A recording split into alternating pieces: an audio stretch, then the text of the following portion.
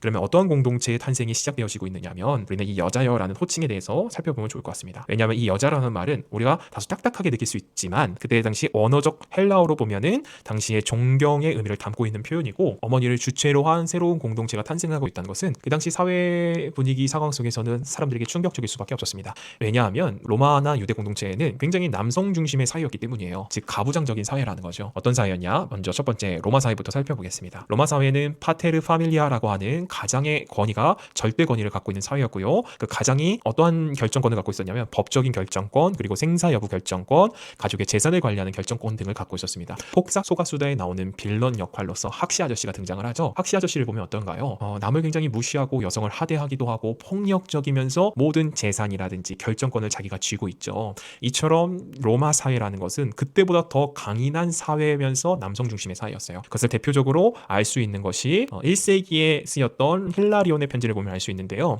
이 힐라리온의 편지는 당시 여자아이들이 얼마나 쉽게 버려질 수 있는지를 보여주는 명확한 역사적 증거입니다. 그럼 그 편지 내용이 무엇이냐면 이렇게 쓰는 거예요. 여보, 이번에 출산을 하게 되잖아. 그런데 만약에 당신이 출산을 할 때 남자아이를 낳게 되어지면 우리가 키우자. 그런데 여자아이를 낳게 되어지면 버려버려 라고 하는 내용이에요. 굉장히 충격적이죠. 이처럼 그때 당시에서도 남성 중심의 사회였기 때문에 남자아이를 귀하게 여기고 여자아이를 하대하는 거죠. 그렇기 때문에 버리라는 말까지 그렇게 적혀 있습니다. 이렇게 로마 파테르 파밀리아라고 하는 그런 체제가 로마 사회였고요. 유대 사회도 여성을 굉장히 제한적으로 여기고 가족의 공동체, 가족의 평등한 공동체로서의 한 부분을 차지하는 것이 아니라 남성의 결정에 따라서 이혼당할 수도 있고 남성의 결정에 따라서 버려질 수도 있는 그러한 유대 사회 가정 구조를 갖고 있었습니다.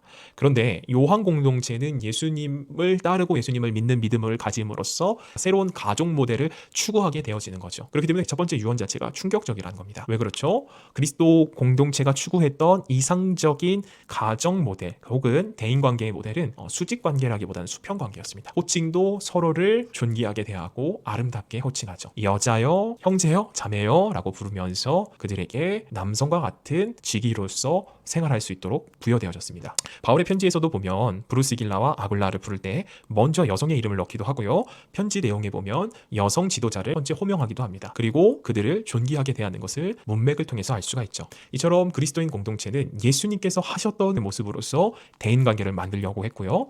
또한 공동체를 만들려고 했고 가족 모델을 추구했습니다. 그럼 예수님께서 어떻게 사람들을 대하셨죠? 차별 없이 대하셨고요. 오히려 약한 자를 더 돌볼 줄 알았고 외면받는 자를 더 높이려고 하셨습니다. 그리고 존귀하게 인간을 인간답게 대하셨죠. 예수님께서 만드신 새로운 모델들이 발견한 새로운 가정 모델이고 교회 공동체가 추구해야 될 모델로서 정체성을 삼는 것을 볼 수가 있는 것이죠. 그럼 첫 번째 유언 이야기는 여기서 끝내고요.